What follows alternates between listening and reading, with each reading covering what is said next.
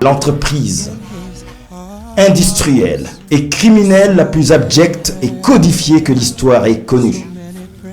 Moi, esclave au grand jour, je suis pourtant là, encore, poitrail en avant, muscles saillants, moteur rutilant, enfant adultérin, Oliver Twist, me demandant où sont passés les esclavagistes d'antan d'aujourd'hui. Suis-je donc devenu un esclave sans maître, à la dialectique brisée ? Je veux mon esclavagiste, je me sens si seule, qu'on me le rende, tout nu je le veux mon maître, je veux mon père, mon tuteur, mon amour, ma lumière, tout contre moi me manque. Où sont-ils passés ?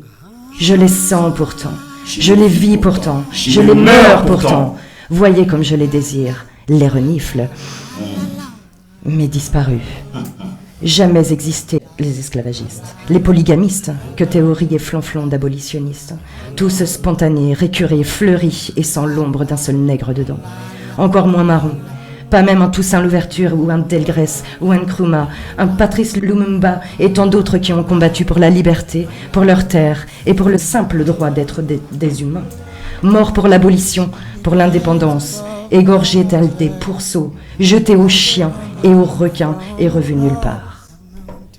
Et toujours esclave tant que n'apparaîtra pas mon esclavagiste devant l'autel de la rédemption, mon sauveur, mon messie. Mais comment dans ces conditions aller m'incliner sans faillir devant la statue, le courage et l'obstination de cet homme illustre Victor Schœlcher.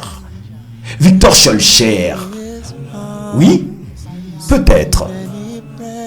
Mais qu'en est-il des autres ? Qu'en est-il de la France ?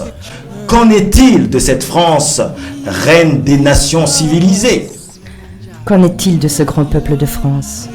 Tous pères de la Déclaration des droits de l'homme, tous enfants de la démocratie et des Lumières, tous fils de la raison, d'Hélène, de Montesquieu et de Rousseau, héros de Dieu et de la charité chrétienne, tous signataires de l'édit de Nantes. Non, je ne peux pas. J'aimerais pouvoir me plier au devoir d'aveuglement, au devoir d'irresponsabilité, au devoir d'oubli. Au devoir d'oubli, mais je ne peux pas. Je n'y arrive pas. Et je ne peux pas m'empêcher de le ressentir comme un blasphème, un absolu mépris, une insulte de plus, et de voir qu'il y a du viol, du rapt et de l'indécence à s'auto-absoudre ainsi et par la grâce d'un seul arbre, Victor Schœlcher. Car enfin, qui est donc légitimement fondé à célébrer une libération ? Une résurrection. Le prisonnier ou le geôlier ? Le bourreau ou la victime ? La plaie ou le couteau ? Pilate ou le Christ ? À moins que l'un et l'autre ne fussent qu'une seule et même personne. Et quand bien même les geôliers deviendraient libérateurs, et pourquoi pas ? Formant ainsi une trinité mystérieuse, ne devrait-il pas s'écarter un peu ?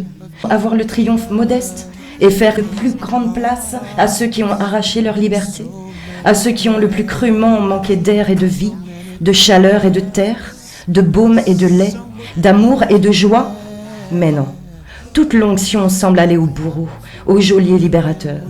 Et quant à la place accordée aux victimes, aux prisonniers, aux résistants, jugez-en.